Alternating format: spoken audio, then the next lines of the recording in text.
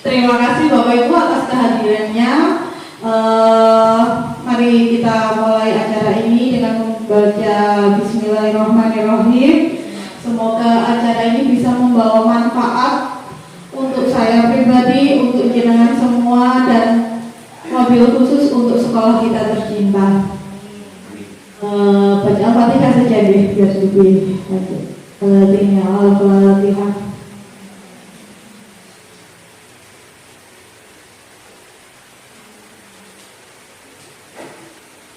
Apa ini mati? Oke, Bapak Ibu, di sini saya ingin diseminasikan atau menseminarkan budaya positif yang sudah saya dapat dari pembelajaran saya di guru penggerak. Nah, dari budaya positif ini foto saya. Nah, yang akan dibahas adalah tentang teori kontrol, kemudian disiplin, teori motivasi, 5 posisi kontrol, 5 kebutuhan dasar manusia, segitiga restitusi, dan keyakinan kelas. Kenapa bisa 1 jam dibutuhkannya? Karena memang pasti akan cukup panjang karena materinya lumayan padat. Untuk yang pertama, yaitu tentang disiplin positif dan nilai kebajikan universal. Nah, saya mohon 2 orang relawan untuk bersedia maju ke depan. 1 orang menggenggam tangan, yang 1 orang membujuk. Buka entah, kok tak kayak ikan. Buka entah, kok tak kancani nanti. Kok kenal itu. Oh, Bu Eka. Bu Eka suka membujuk. Oh, oke. Terima kasih Bu Eka.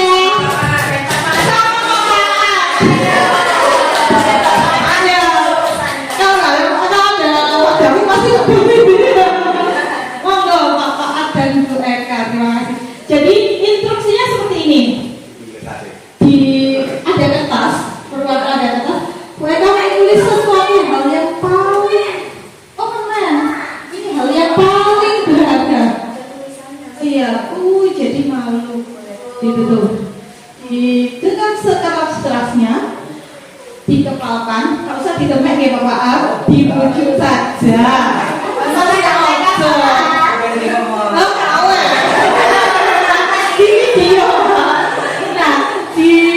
Silakan dibujuk sampai kalau mau membuka. Tidak saya yang dibujuk. Oh, dibujuk ulang. Pak yang mau dimemak buatan. Supaya mau dibuka. Saya buka tangannya. Coba kan dibuka tangannya. Buka dong. Ini kok pelit sih?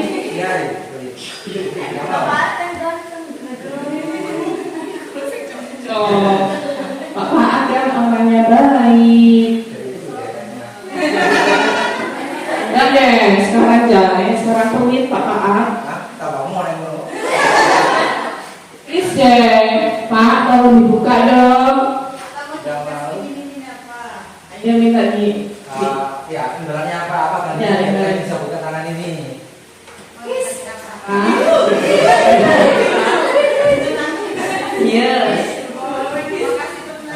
Saya akan buka tangan ini kalau kita mau nyanyi.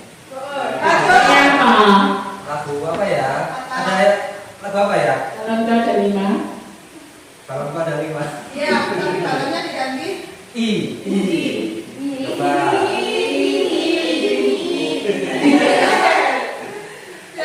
Ayo mau dah, kalau nggak mau, saya buka. Oke. Ih, pelit. Ayo bareng-bareng ya nyanyi. Balonku diganti I. Balonnya ganti macam aja. Ayo Pak. Yang nyanyi saya. Ayo bareng-bareng ya, tepuk tangan semuanya. Balon.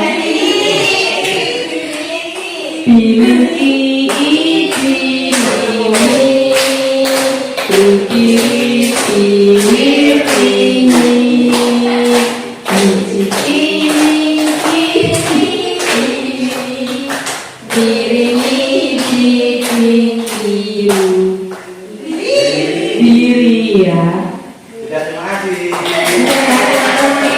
Pak, tolong dibuka. Iya. Please, saya ingin tahu apa sih yang didengar Pak Simaan itu. Iya, ada sesuatu yang sangat rahasia kalau udah dibukakan dulu ya. Ya.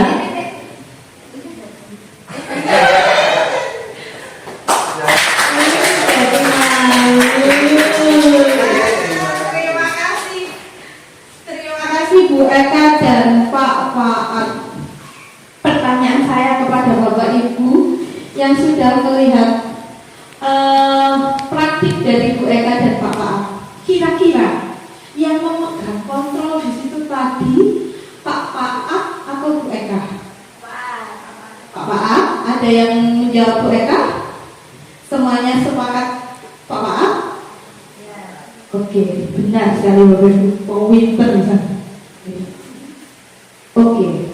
Nah, Bapak Ibu, itu praktik itu adalah untuk menyadarkan kita bahwa ada beberapa ilusi. Yang pertama, ilusi bahwa guru bisa mengontrol siswa. Kita biasanya berpikir bahwa, oh, kamu kalau nggak mau mengerjakan kasih nilai 0 misalnya. Kamu kalau misalnya nggak masuk tepat waktu, tak kasih minus misalnya. Kita berpikir bahwa kita bisa mengontrol siswa-siswa kita. Padahal bukan. Padahal yang bisa mengontrol diri siswa itu adalah dirinya sendiri. Mereka akhirnya mau mengerjakan tugas ya karena mereka mau, bukan dari bujuk Bapak Ibu. Begitu.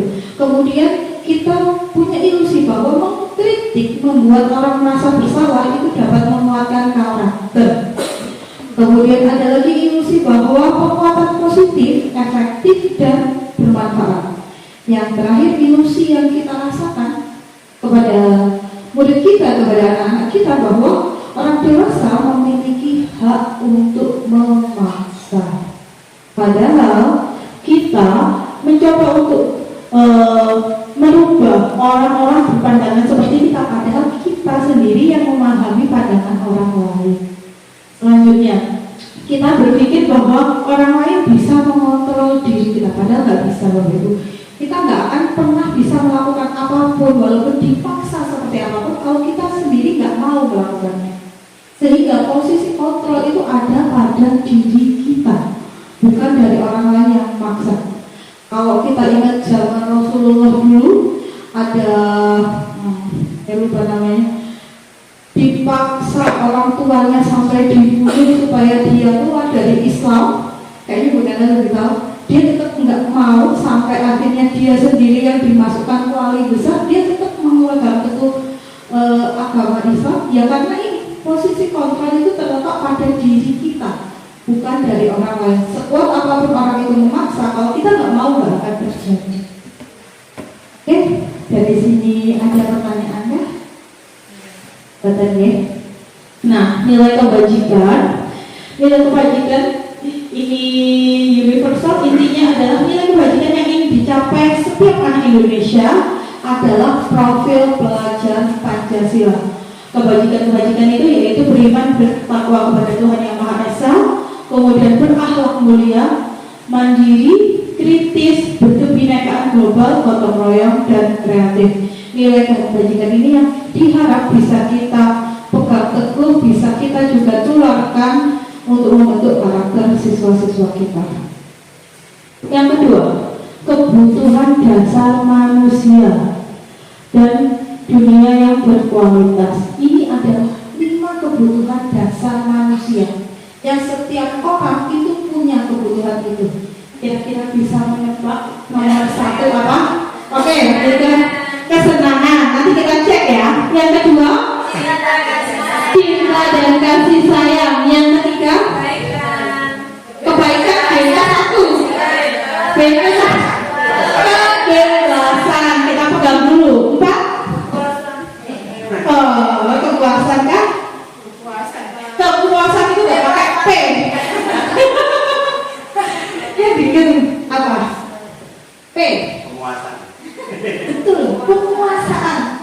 Kita coba cek nanti. Yang kelima, hidup betul belakangnya. Depannya? Yes, bertahan hidup. Kenapa di dalam riwayat belakang itu menjadikan kekuatan utama untuk kebutuhan dasar manusia. Kita coba cek, yes, betul semua. Yang pertama, kesenangan. Setiap manusia, terutama murid-murid kita, butuh kesenangan. Kemudian butuh cinta dan kasih sayang dari kita, juga butuh kebebasan. Jadi tidak selalu harus dikekang. Selanjutnya butuh penguasaan dan butuh bertahan hidup. Ketika di antara murid-murid kita ada yang ternyata kok lupa berkeuangan dikandani, pasti ada kantong-kantong kebutuhan dasar mereka yang belum terisi. Entah belum terisi di sekolah ataupun belum terisinya di rumah, tapi dibawa ke sekolah. Biasanya memang lebih ke nomor 1 dan nomor 2 kalau yang di rumah, yaitu kebebasan, kesenangan dan cinta dan kasih sayang. Mari kita bersama-sama memenuhi kantong-kantong siswa kita sehingga menjadi siswa yang seutuhnya dan bahagia dan senang.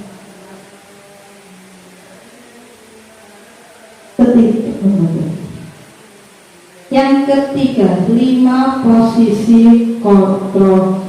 Sebelum ke sini, saya ingin menunjukkan video Bapak Ibu.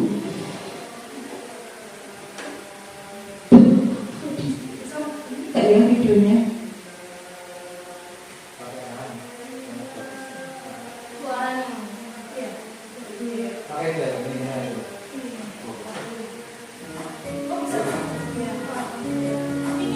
Maaf ya, karena tadi agak jelas jadi posisi teman. 4. Posisi pemantau atau monitor. Dan 5. Posisi manajer. Untuk membicarakan kelima posisi tersebut, mari kita saksikan kasus Naren yang terlambat hadir 20 menit di sekolah dan melihat bagaimana kelima posisi kontrol dalam menghadapi masalah tersebut. Nanti kita lihat di bawah itu ada di posisi mana sih setiap harinya ya?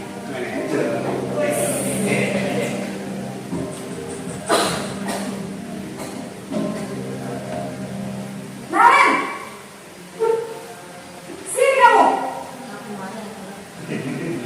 Selamat pagi. Terlambat. Kamu deh, maksudnya terlambat.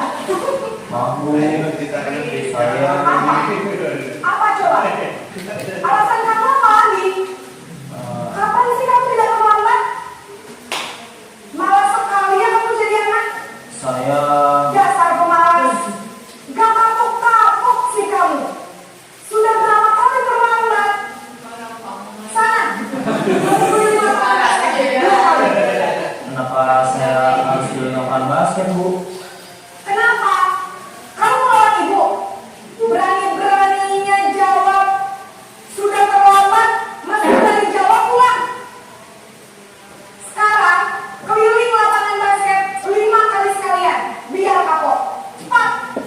Pergi sana ke lapangan basket. Posisi penghukum biasanya berbicara dengan nada tinggi, menghardik, menunjuk-nunjuk, menyakiti, dan menyindir. Hukuman bisa berupa fisik maupun psikis. Ibu dan bapak guru hebat. Dampak yang terjadi pada murid ketika guru berada pada posisi penghukum adalah murid cenderung akan memberontak, bahkan menyimpan dendam.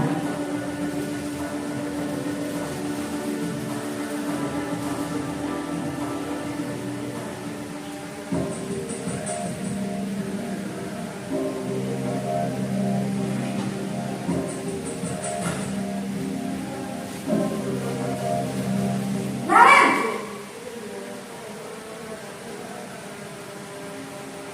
Selamat pagi Bu.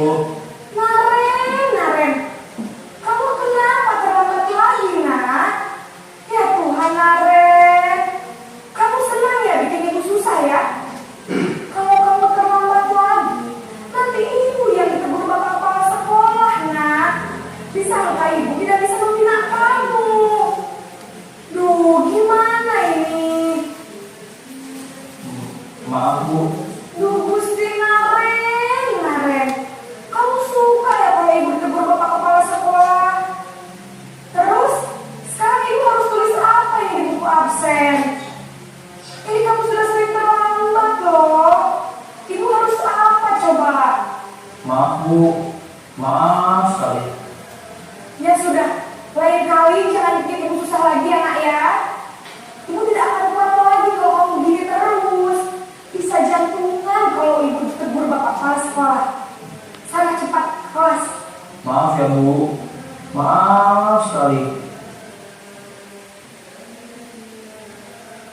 Posisi pembuat rasa bersalah berbicara dengan nada tenang, cenderung lembut.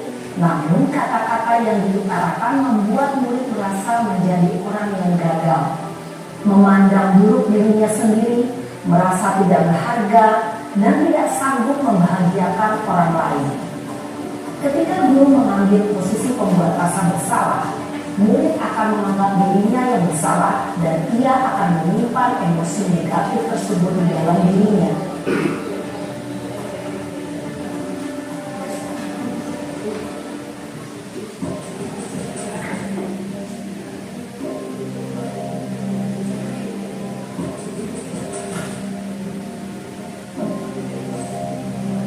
Naren,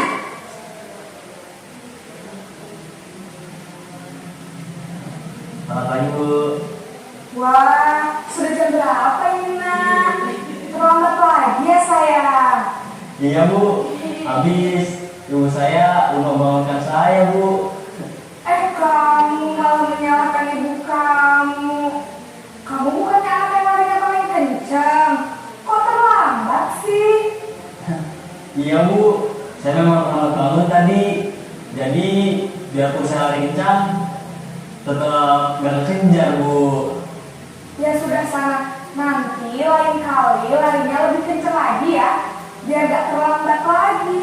Bikin seneng ibu. Demi ibu. Bisa kan? Bisa lah Bu. Ya sudah sana masuk kelas. Ibu beresin urusan absen kamu. Kamu ini ada-ada saja. Dalam posisi teman, guru berbicara dengan nada suara ramah, akrab, cenderung bersenda gurau untuk menjaga suasana tetap santai. Murid akan merasa senang, aman, dan akrab dengan guru. Identitas yang tercipta adalah identitas sukses atau berhasil. Namun, perlu diingat, karena ini masih dorongan eksternal, maka ada faktor ketergantungan dari murid kepada orang tertentu. Di sini guru absennya, sehingga di lain waktu murid bisa berperilaku baik, namun hanya kepada orang-orang tertentu saja.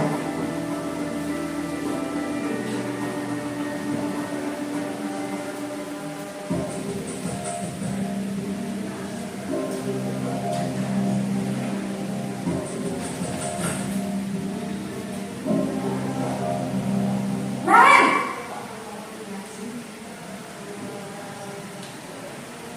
Selamat pagi Bu. Naren, apa peraturan sekolah kita tentang jam berapa kita harus masuk sekolah, Nak? Kita harus di sekolah jam 7 Bu. Iya betul, sekarang sudah jam 7.20. Naren sudah tahu konsekuensinya jika terlambat hadir. Paham Bu, saya harus tinggal kelas pas jam istirahat selama 20 menit. Iya benar, konsekuensinya demikian. Jadi nanti jam 9.30 pas istirahat, kamu harus tinggal di kelas, kerjakan tugas tambahan untuk ketertinggalan kamu, ya? Baik Bu. Posisi pemantau mengandalkan penghitungan atau data untuk mengontrol murid. Guru mengarahkan murid berdasarkan peraturan dan konsekuensi. Seorang pemantau menunjukkan bahasa tubuh dan ekspresi wajah yang datar dan cenderung formal.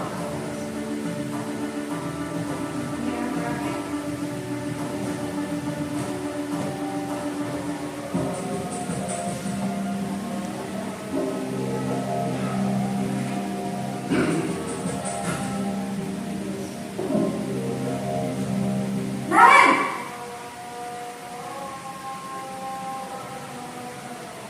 Selamat pagi Bu. Selamat pagi, Naren. Maaf Bu, saya terlambat.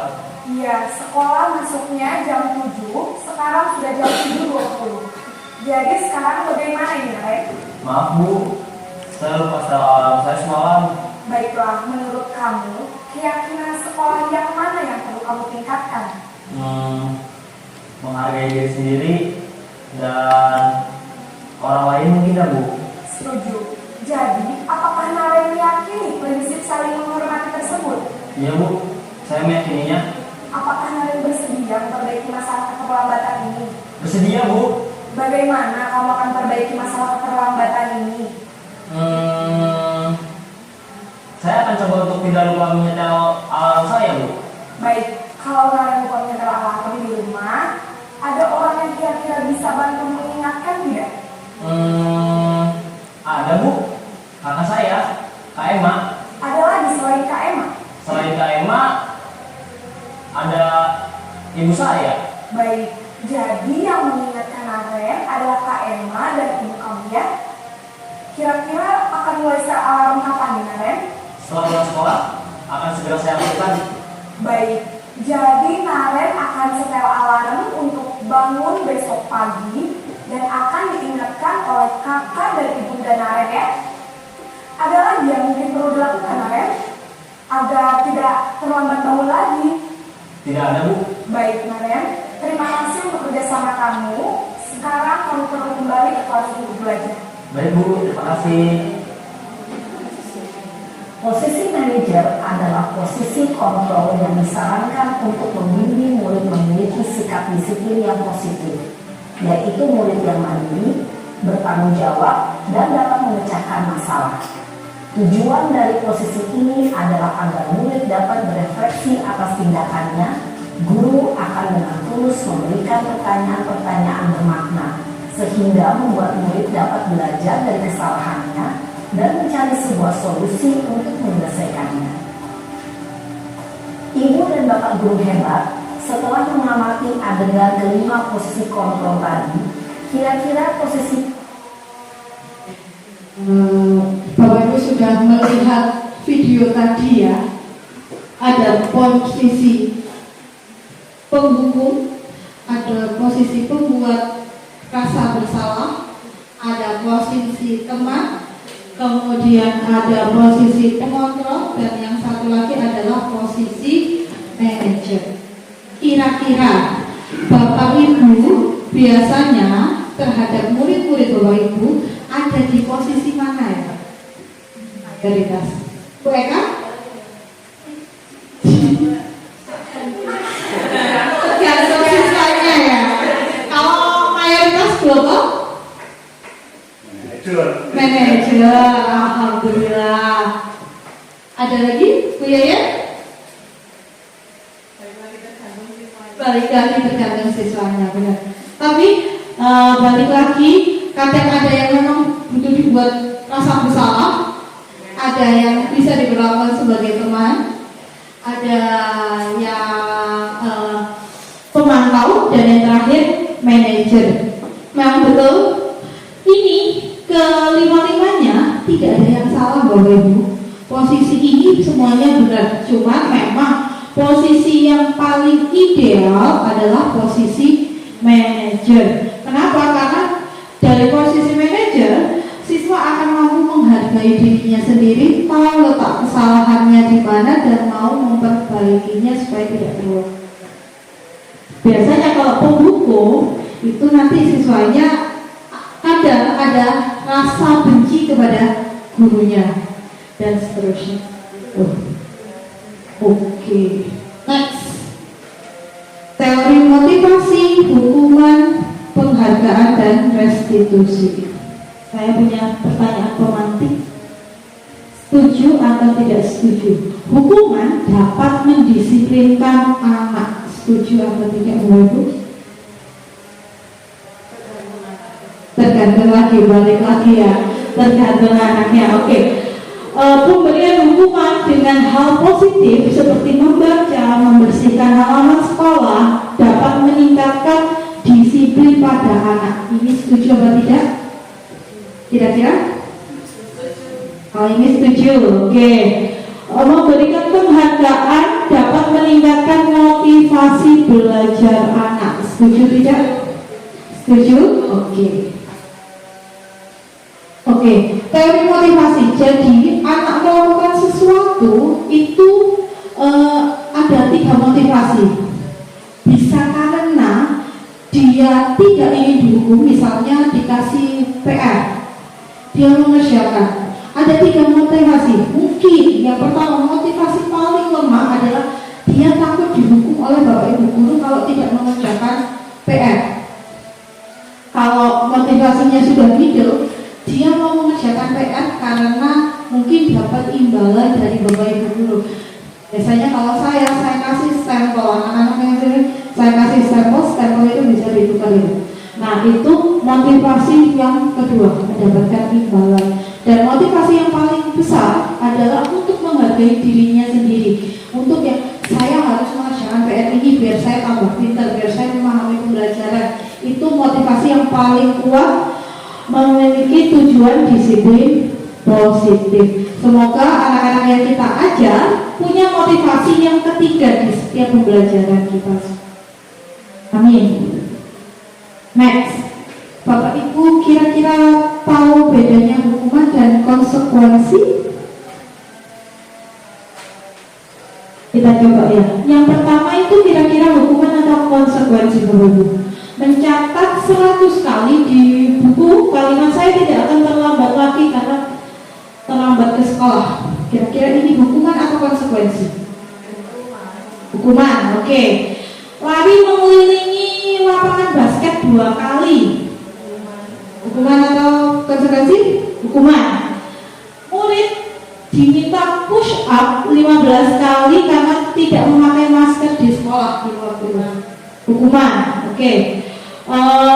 Menggantikan kertas ulangan teman tugas temannya yang telah dicoret-coret.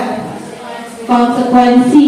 Membersihkan tumpahan air di meja tulis karena tersenggol saat belajar.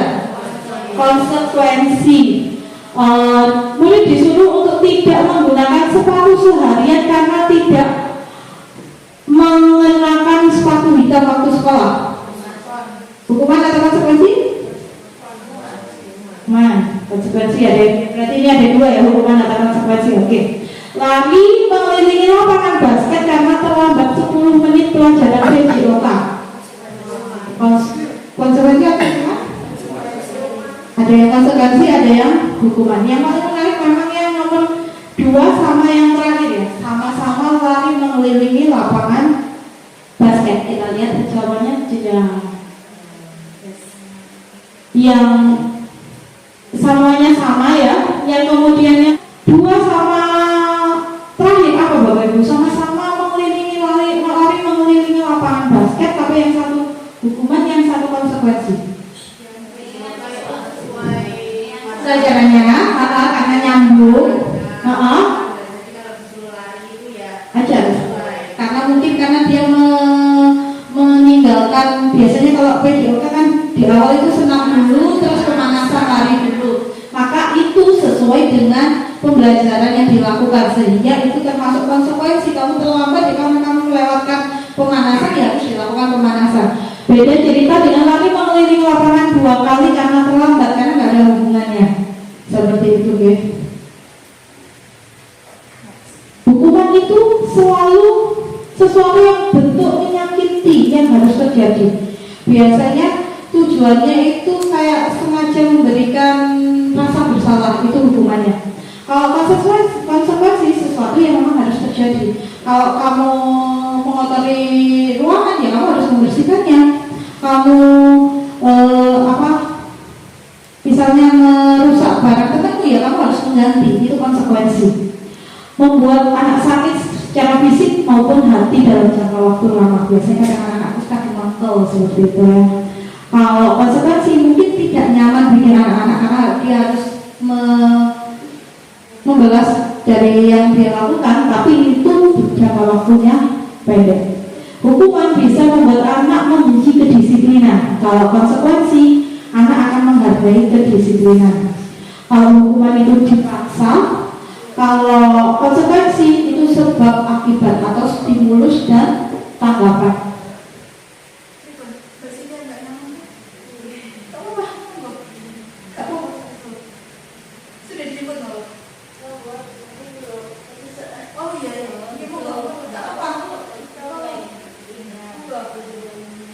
Kita lanjutkan nih Bapak Ibu. Kemudian kalau hukuman membuat anak-anak itu merasa bahwa dirinya itu buruk, gak pinter, gak iso, gablek seperti itu. Kalau konsekuensi, anak-anak merasa gak ada perasaan bahwa dirinya buruk karena dia memperbaiki dari kesalahannya. Kayak gitu. Kemudian anak belajar, kalau hukuman anak akan belajar untuk menyembunyikan kesalahan. Oh, ya apa caranya tidak dihukum seperti itu. Kalau konsekuensi, anak-anak belajar untuk mematuhi aturan yang berlaku. Next, yang terakhir adalah, ini bukan terakhir di sini ya, hukuman adalah restitusi. Restitusi ini tingkat tertinggi dari hukuman, kemudian konsekuensi, yang terakhir adalah restitusi. Restitusi adalah proses menciptakan kondisi bagi murid memperbaiki kesalahannya sehingga mereka bisa kembali pada kelompok mereka dengan karakter yang lebih kuat. Jadi di dalam restitusi ini anak-anak diingatkan apa kesalahannya. Kamu merasa bahwa ini salah tidak? Biar mereka menjawab sendiri, kemudian mencari solusi bersama anak-anak. Itu restitusi. Jadi solusinya bukan dari bapak guru tapi dari anak itu sendiri. Ini perbedaan hukuman, konsekuensi, dan restitusi. Kalau hukuman itu menggagalkan identitas siswa, kalau konsekuensi dan restitusi, identitasnya akan sukses, bahwa dia tahu bahwa dia salah, dia menyadari kesalahannya dan bersedia memperbaikinya. Seperti itu. Ada yang ditanyakan Bapak Ibu? Iya. Aku kan dulu. Iya. Barangkali saya salah menyampaikan seperti mohon diluruskan. Di apa itu kan ada aturan per kelas, kayak gitu ya. Kemudian di situ ada namanya kegiatan yang tidak sesuai, kemudian ada juga yang dilakukan gitu. Yang jadi akabunti saya itu adalah jika saya menjalankan yang sesuai dengan pertempel di kelas itu, apakah itu saya masuk ke hukuman, konsekuensi atau bagaimana? Yang kedua, apakah yang tertempel itu selalu bisa dilaksanakan jika saya menjalankan di luar yang tertempel itu karena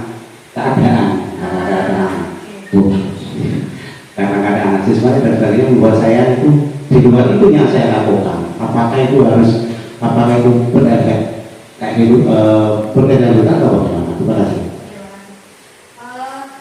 Saya ingin tahu dulu yang dimaksud yang tertempel itu yang diberikan sekolah atau yang kesepakatan kelas, Pak? Oh, oke. Ada ya, kalau kesepakatan kelas, karena itu berupa kesepakatan harus disepakati dulu oleh seluruh siswa, sehingga kalau kita menegakkan hal yang ada di situ itu termasuk konsekuensi karena sudah disepakati oleh anak-anak. Kemudian kesepakatan kelas itu boleh ditinjau ulang, misalnya oh ini sudah nggak sesuai, diganti lagi atau ditambah, itu boleh dalam 1 tahun. Nah, kalau yang kebijakan yang di sekolah itu merupakan kebijakan dari sekolah, jadi semua anak wajib untuk mematuhinya, suka ataupun tidak. Ketika mereka bersedia masuk ke sini, maka itu aturan yang sudah dibuat yang harus ditaati. Seperti itu, Pak. Walaupun anak nggak suka ya memang harus ditegakkan, Pak. Itu aturan. Seperti itu. Berikut, Bapak ada tambahan? Ya dulu, oke. Itu versi saya Bapak Ibu. Nanti kita cari dulu dan bisa diskusi di luar. Atau Bu Maya mau kasih pendapat? Boleh? Oh sudah.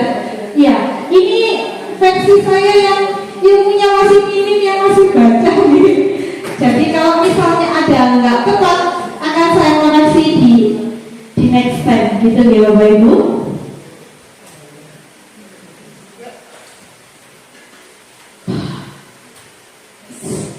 Ciri-ciri restitusi itu bukan menebus kesalahan, tapi belajar dari kesalahan. Kemudian restitusi itu memperbaiki hubungan. Restitusi itu tawaran bukan paksaan. Jadi solusinya ditawarkan, mereka cari solusinya sendiri. Kalau mereka nggak suka boleh cari solusi yang lain. Itu restitusi. Restitusi menuntut untuk melihat ke dalam diri, mencari kebutuhan dasar yang ditingkatkan.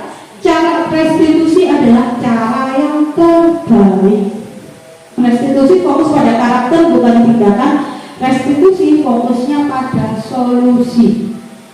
Restitusi mengembalikan murid yang berbuat salah pada kelompoknya. Jadi kadang-kadang yang sudah berantem, musuhan. Nah, gimana caranya kita mengembalikan anak itu ke dalam kelompoknya tanpa ada perasaan kamu biar kemarin mukulin aku misalnya, kayak gitu sudah nggak ada apa. Gitu. Itu bisa dilakukan melalui restitusi. Oke, segitiga restitusi. Ini saya kasih contoh segitiga restitusi. Ini mau untuk masih ada kain masternya.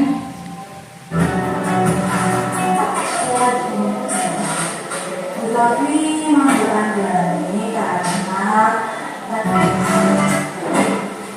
Assalamualaikum warahmatullahi jadi gimana sehat?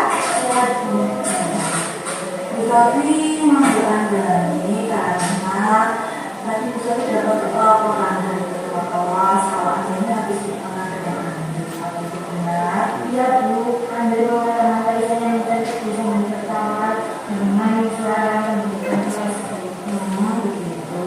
Jadi kalau akhirnya besar sama, tetapi kalau ada di posisi Anda ini pasti sama. Lalu yang Anda lakukan Anda apa?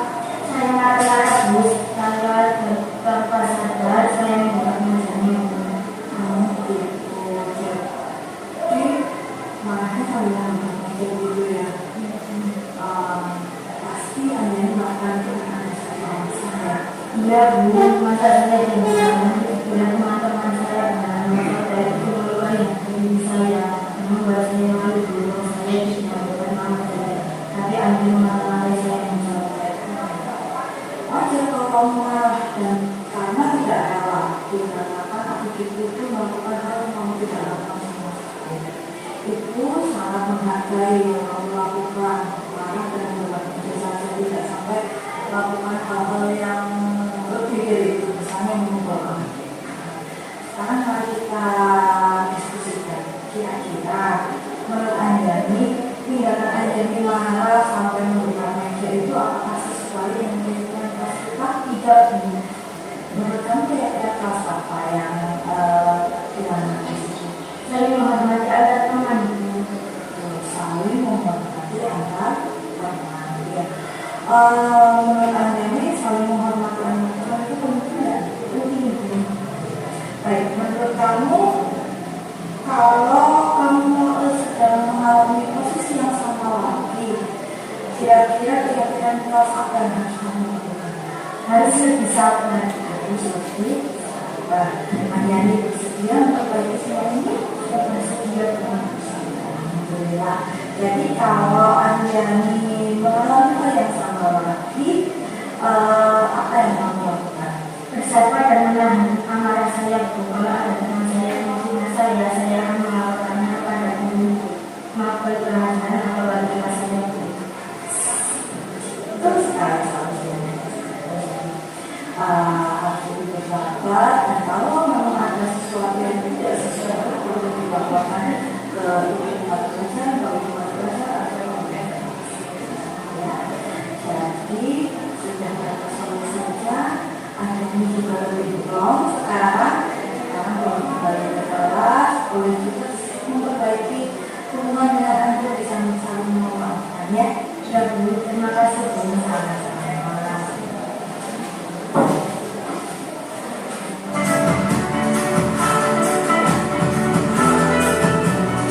Assalamualaikum. Waalaikumsalam. Silakan dijelaskan. Ada apa ya dengan saya? Jadi terus lagi dapat laporan dari beberapa guru yang ada di kelas kamu bahwa mendapati dapat tertidur saat jam pelajaran itu.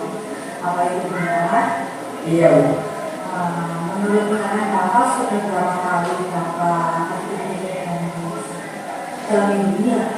Sudah 3 kali ya? 3 kali.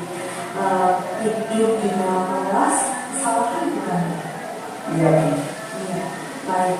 Berbuat kesalahan itu wajar Bapak. Setiap orang pasti pernah berbuat salah dan berdoa.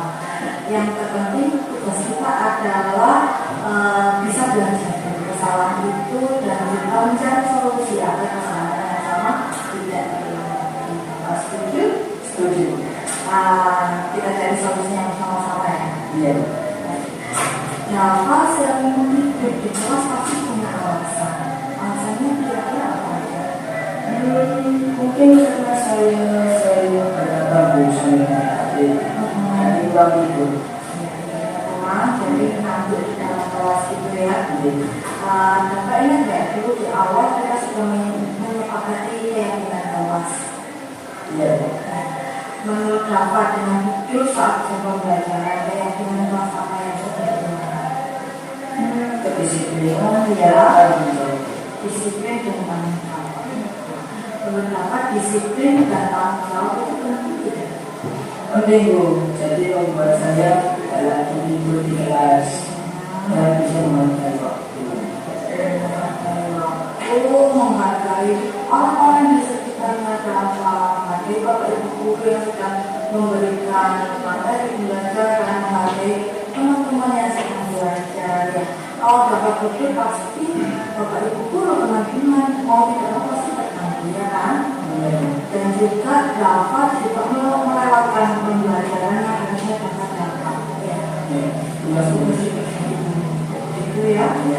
Saya sudah sering selama bagus sekali Bapak sudah menyesali, sudah tahu bahwa ada sudah melakukan kesalahan dan sudah minta maaf. Jadi nanti juga minta tolong jika kami Bapak Ibu guru juga minta maaf ya. Iya. Menurut Bapak apa ya yang kira-kira bisa Bapak lakukan agar kesalahan yang sama itu tidak ditelah tidak terulang lagi? Saya akan mengatur waktuku. Saya akan lebih cepat dan mendengarkan lagi agar tidak mengikuti di sekolah. Itu solusi yang paling baik. Dapat bisa memilih waktu, mengatur waktu, mana waktunya harus tidur, mana waktunya belajar, mana waktunya bermain HP, diatur sendiri ya biar kelihatan seimbang, tidak ada yang dirugikan. Itu jadi kita akan minta tolong sama orang tuanya Bapak untuk mengingatkan agar Bapak tidak yang waktu malam. Gitu ya. Alhamdulillah Bapak sudah menyadari kesalahannya, kita sudah bersama mencari solusinya, sudah lengkap, semoga tidak terulang lagi. Sekarang Bapak boleh kembali ke kelas ya. Terima kasih. Sama-sama.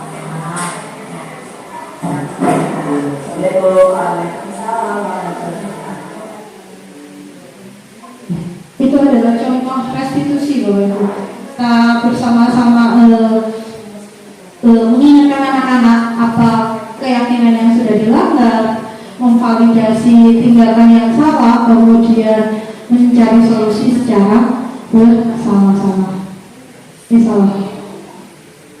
Nih, bagi segitiga restitusi. Nah, segitiga restitusi itu punya 3 sisi. Sisi yang pertama menstabilkan identitas, bahwa setiap orang yang pernah melakukan kesalahan, jadi anak itu tidak merasa gagal, tidak merasa paling bersalah, paling banyak dosa dan sebagainya. Kemudian setelah itu memvalidasi kebutuhannya, kenapa bisa terlakukan seperti itu, apakah dia menyadari bahwa itu sebuah kesalahan dan lain sebagainya. Kemudian yang terakhir menanyakan keyakinan apa yang sudah dilanggar, solusinya apa supaya tidak terulang lagi. Itu adalah segitiga restitusi. Bapak Ibu, mari kita praktikkan ini bersama-sama nantinya. Semoga anak-anak kita tidak menjadi anak-anak yang merasa anak-anak yang gagal, yang paling bersalah. Semoga anak-anak kita bisa mendapatkan solusi dari setiap kesalahan yang sudah mereka lakukan. Amin. Next, ini keyakinan kelas. Ini materi yang terakhir, Bapak Ibu, yang sebenarnya yang paling wajib kita lakukan di setiap awal pembelajaran untuk menjaga bahwa pembelajaran kita berjalan sesuai rumusnya, sesuai arahnya, tidak ada yang kurang ataupun yang lebih. Bapak Ibu, menurut Bapak Ibu Bapak ini. Menurut Bapak Ibu yang merupakan keyakinan kelas itu yang A atau yang B, atau dua-duanya, atau tidak dua-duanya?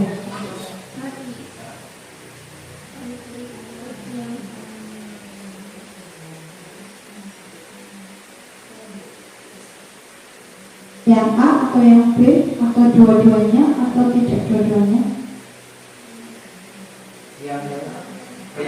Iya, yang keyakinan kelas. A, B tidak, B, A tidak. Enggak harus pilih satu. Boleh pilih dua-duanya, boleh tidak memilih dua-duanya. Mana? Oke, saya bantu. Apakah di bagian A ada kebajikan positif? Kebajikan positif itu tanggung jawab, keamanan, kayak kedisiplinan seperti itu. Apakah di A ada kebajikan positifnya? Datang tepat waktu, kebajikan positifnya apa? Disiplin, menjaga kebersihan di sekolah, kebersihan ya. Berdoa sebelum dan sesudah kegiatan, religius atau keimanan, aktif dalam pembelajaran, keaktifan, tertib ya, otomatis tertib. Apakah semuanya punya kebajikan? Ya. Kemudian yang B, kami guru dan saling menyayangi, kebajikan positifnya apa? Ya, kasih sayang. Kami murid semangat belajar, motivasi. Kami dan murid peduli dengan teman-teman, kasih sayang dan kepedulian. Dua-duanya punya sisi positif. Sekarang keyakinan kelas itu harus menggunakan kalimat positif. Kalimat positif itu nggak boleh ada dilarang, tidak boleh, itu kalimat negatif. Kedua-duanya apakah menggunakan kalimat positif atau tidak? Iya, kedua-duanya kalimat positif. Kemudian keyakinan kelas itu harus menggunakan kata-kata yang mudah diingat. Tadi nggak perlu panjang gitu, tapi simpel, kalau mudah diingat, mudah dilakukan. Apakah kedua-duanya kalimat yang mudah diingat? Yang pertama yang mudah diingat, yang kedua tidak mudah diingat. Bisa disederhanakan lagi ya, tapi masih mudah diingat tidak? Iya. Jadi kedua-duanya ini keyakinan kelas baru sama. Dua-duanya merupakan keyakinan kelas. Ini keyakinan kelas berupa pernyataan universal, senantiasa berbentuk positif. Keyakinan kelas hendaknya tidak terlalu banyak. Saya rasa keduanya tapi tidak terlalu banyak ya. Kalau kita baca juga simpel, mudah diingat oleh wali murid sekolah. Keyakinan kelas sebaiknya sesuatu yang dapat diterapkan di lingkungan tersebut. Semua warga kelas hendaknya berkontribusi dalam membuat keyakinan kelas, bersedia meninjau ulang dari waktu ke waktu. Kalau ada yang tak pas, bisa diganti lagi. Seperti itu. Itu adalah keyakinan kelas. Nah, kita praktik ya. Kita rubah peraturan itu menjadi kalimat positif. Yang sudah positif yang mana Bapak Ibu? 1, 3.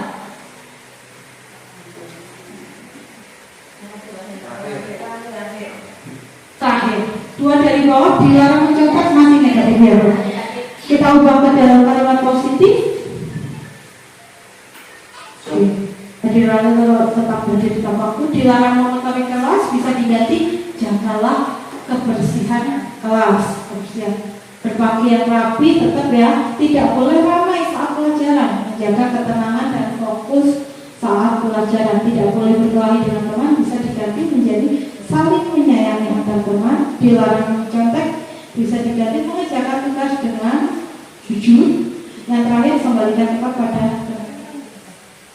Bapak Ibu. Saya harap kita bisa mempraktikkan di tahun ajaran depan. Kita bikin dulu keyakinan kelas supaya anak-anak bisa sesuai dengan apa yang Bapak Ibu harapkan, dan pelajaran Bapak Ibu juga sesuai apa yang diinginkan anak-anak. Dengan cara yang pertama, tampung dulu. Kalau misalnya anak-anak punya ide apapun, ditampung saja dulu.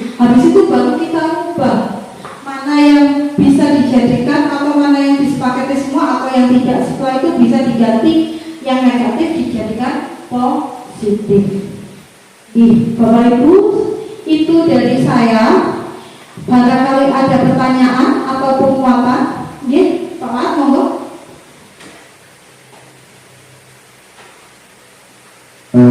Ini yang terkait dengan apa itu kesempatan kelas yang mungkin Bapak Ibu di sekolah kita juga sudah membuat ya. Tapi mungkin ada salah satu misalkan Selamat kemarin ya membuat sebuah kesepakatan kelas kemudian disertai dengan konsekuensinya. Oke, pertanyaannya sebenarnya kalau kita membuat kesepakatan kelas perlu enggak konsekuensi semacam itu ditampilkan. Terus yang kedua, konsekuensi itu memang dari anak-anak ya. Tapi terus kemudian hasilnya misal semua harus piket, ya. Harus mengerjakan piket sesuai dengan jadwalnya.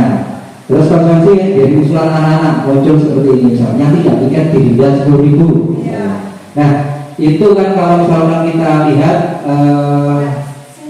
ya, jadi itu apa semacam mungkin apa ya hukuman. Jadi di dalam konsepsi yang disepakati kelas itu berupa sebuah hukuman. Mungkin banyak hal lain juga seperti itu. Nah, ini harusnya seperti apa ketika kita membuat kesepakatan kelas atau keyakinan kelas itu. Terima kasih. Terima kasih Bapak. Nah, itu fungsinya. Bapak sendiri tahu bahwa konsekuensi itu hukuman. Jadi yang pertama kali kita lakukan adalah Bapak Ibu guru harus tahu dulu mana itu hukuman, mana itu konsekuensi. Kita belajar bersama dulu.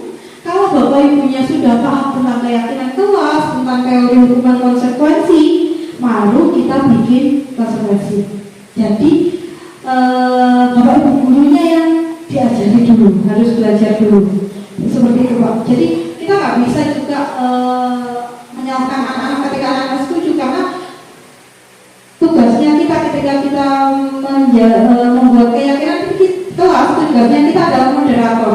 Oh ini nggak tepat, maka kita kasih tahu ke anak-anak konsekuensi itu tidak seperti ini, harusnya begini. Nah, untuk memberitahu anak-anak kita harus tahu.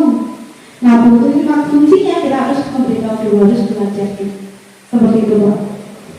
Ada lagi? Terima kasih banyak Bapak Ibu waktunya. Semoga yang sedikit ini dari saya bisa bermanfaat untuk jenengan semua, bermanfaat untuk saya pribadi dan untuk sekolah kita tercinta. Pak C, Bapak mohon bantuan doa untuk saya dan teman-teman. Semoga kegiatan hari ini mendatangkan manfaat dan maslahat.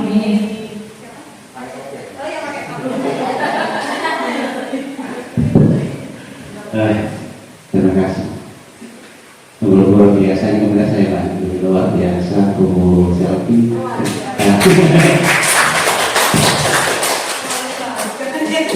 Berarti ini akan mana tidak berbeda. Waduh, tak banyak memang kan kecilnya enggak. Namun ini Bapak Ibu, mari kita berdoa semoga yang kita bukan siang ini mendapatkan berkah dalam hal berbaru. Jadi kita berdoa aku sudah Indonesia. Alhamdulillah Ibn Sirah al-Mustaqim kalian berpatu yang amin. Allahumma salli ala Allahumma salli ya Nabi Muhammad Allahumma jalla jadi Rabbana atina fid dunya hasanah wa qina adzaban nar subhanaka rabbil izzati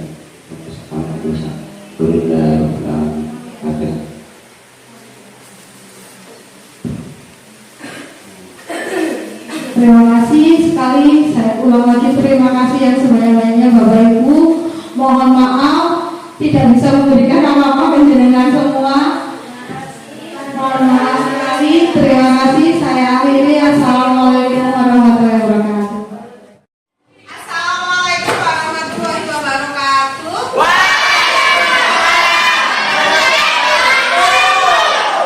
Anak-anak apa kabar? Hari ini senang anak-anak mainnya? Anak-anak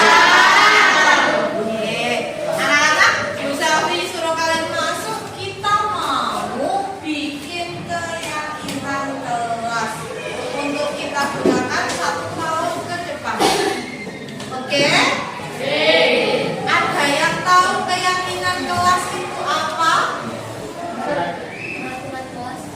Peraturan kelas. Ada yang lain? Belum? Peraturan yang dibuat oleh satu kelas. Apa hanya dibuat saja? Tidak.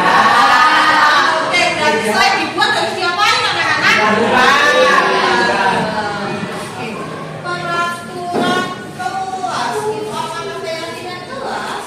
Peraturan kelas itu berbeda dengan keyakinan kelas anak-anak. Benar ya?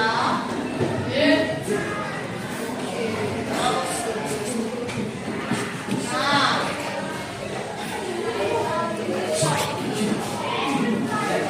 kalau peraturan kelas itu peraturannya sudah ada yang dibuat untuk melengkapi. Kalau keyakinan kelas itu nilai-nilai yang kalian percaya, yang kalian yakini, yang kalian sepakati bersama.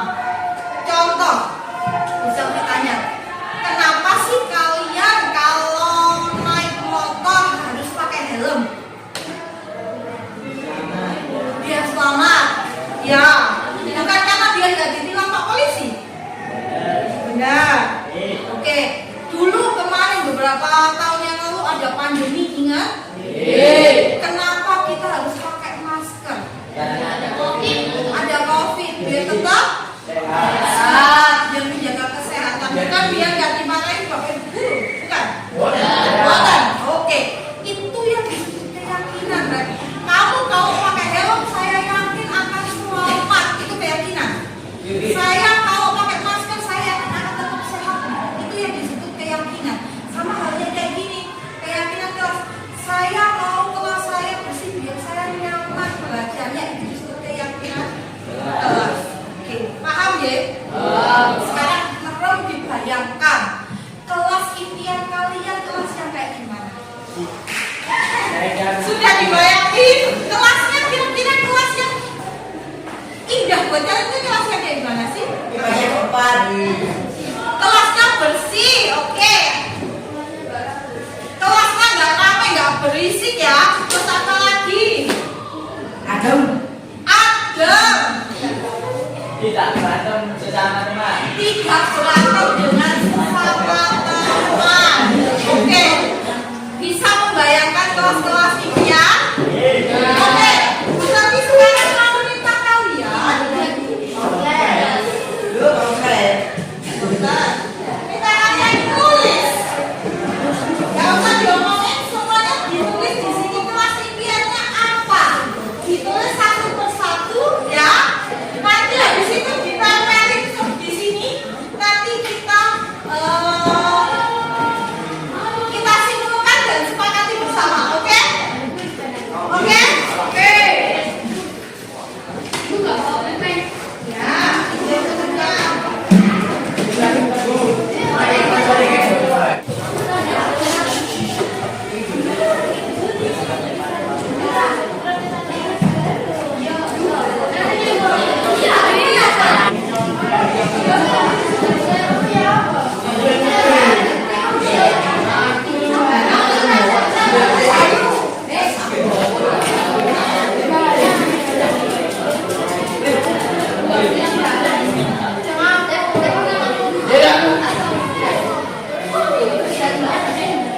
Oke, sudah? Yang sudah boleh ditempel di sebelah sini. Silakan, silakan. Ayo, yang rapi ya. Oke.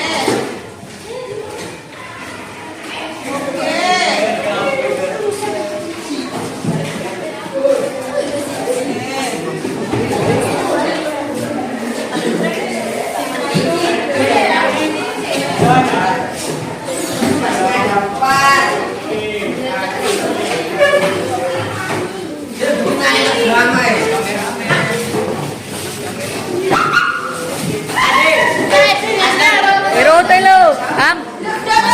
Meroto.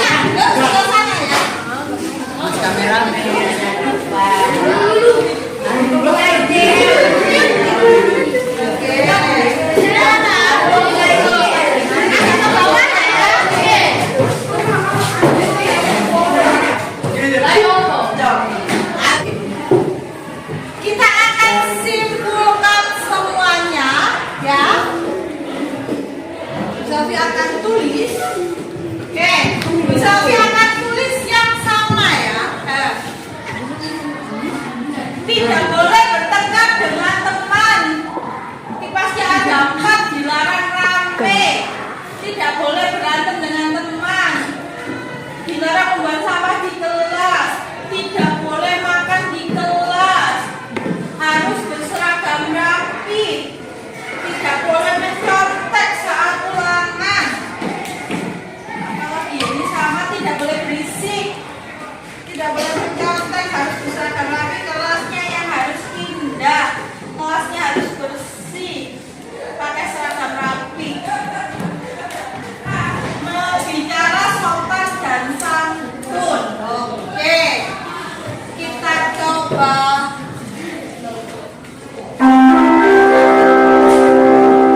Waktu yang selesai. Seluruh siswa dipersilakan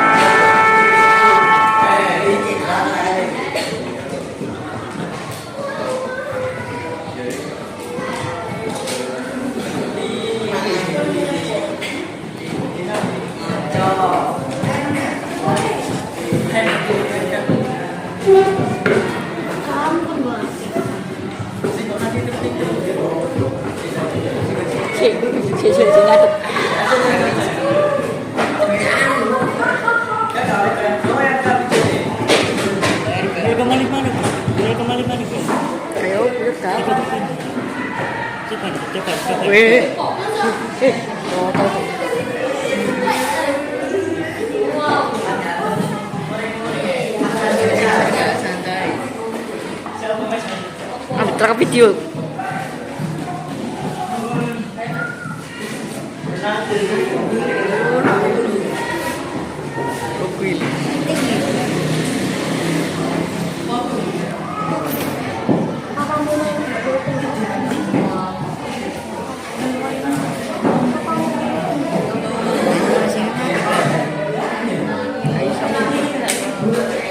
Atau kameramennya Mimi guys.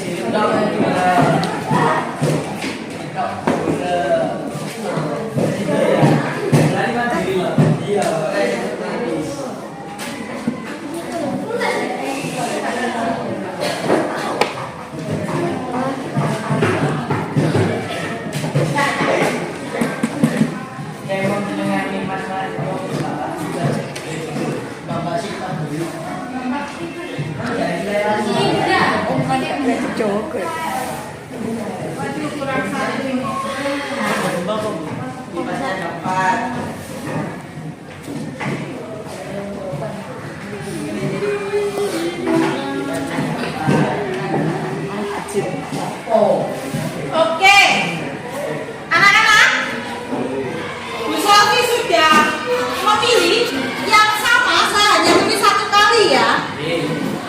Dari semua ini, semuanya berharap tidak boleh bertengkar dengan teman.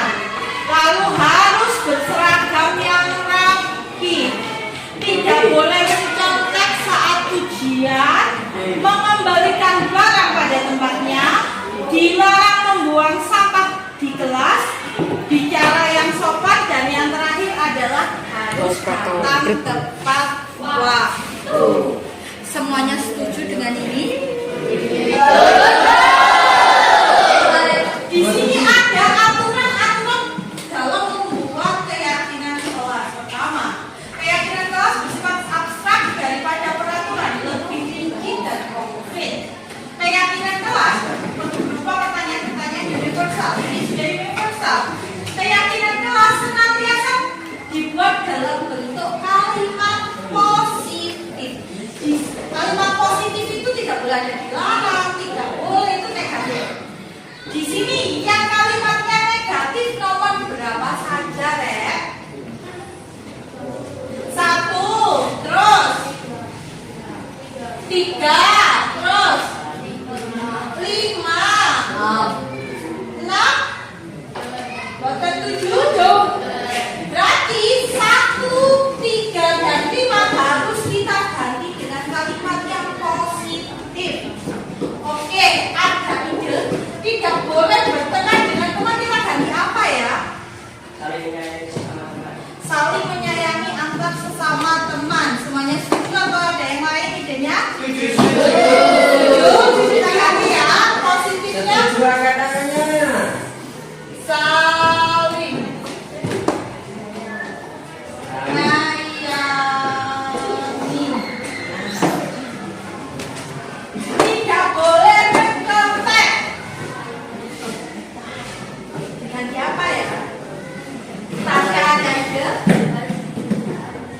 Harus jujur saat ujian. Sepakat?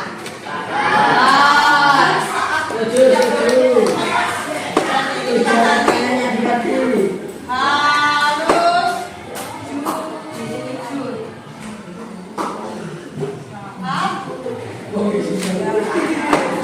Kemudian nomor 5, dilarang membuang sampah di kelas. Diganti apa? Membuang sampah pada tempatnya. Ada lagi apa? Menjaga kebersihan kelas. Oke, lebih sepakat membuang sampah pada tempatnya atau menjaga kebersihan kelas? Keduanya. Keduanya kita pakai dua-duanya? Boleh. Buang sampah pada tempatnya. Tempatnya.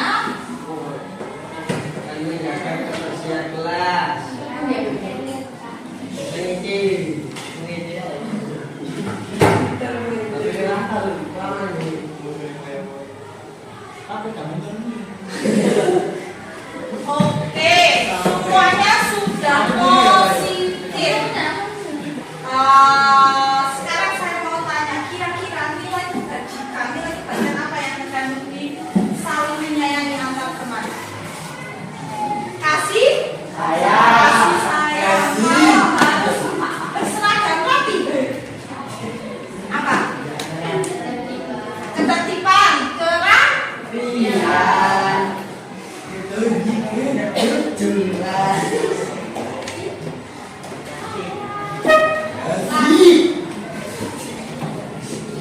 Kalau harus jujur, kejujuran. Kamu membalikan barang pada tempatnya? Tanggung jawab. Tanggung jawab.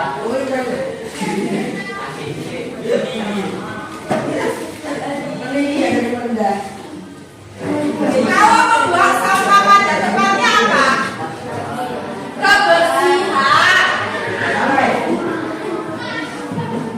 Menjaga kebersihan kelas bersih juga ya.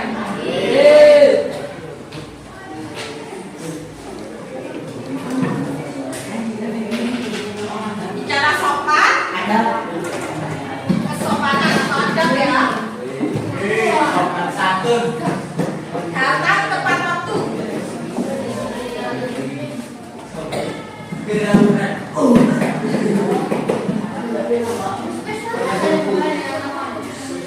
Oke. Anak-anak kita sudah dapat keyakinan kelasnya, sudah tahu nilai kebajikannya. Semuanya sepakat dengan keyakinan kelas ini. Siap untuk melaksanakannya? Ini kesepakatan kita bersama, kita juga harus bertanggung jawab untuk melaksanakannya bersama-sama. Oke, terima kasih. Tepuk tangan untuk kita. Oke, sudah dapat keyakinan kelasnya, kita akan bikin lebih cantik. Barangkali enaknya ditulis pakai kertas buffalo gitu atau pakai kanvas ya? Ada yang bersedia menjadikannya di kanvas? Bersedia, Ilham juga bersedia? Oke, nanti boleh dua-duanya nanti kita cari yang paling cantik ya. Oke, anak-anak, terima kasih sudah jadi kesepakatannya. Semoga kelas kita, Arifin, semoga kelas kita menjadi lebih baik dan lebih baik selanjutnya, menjadi anak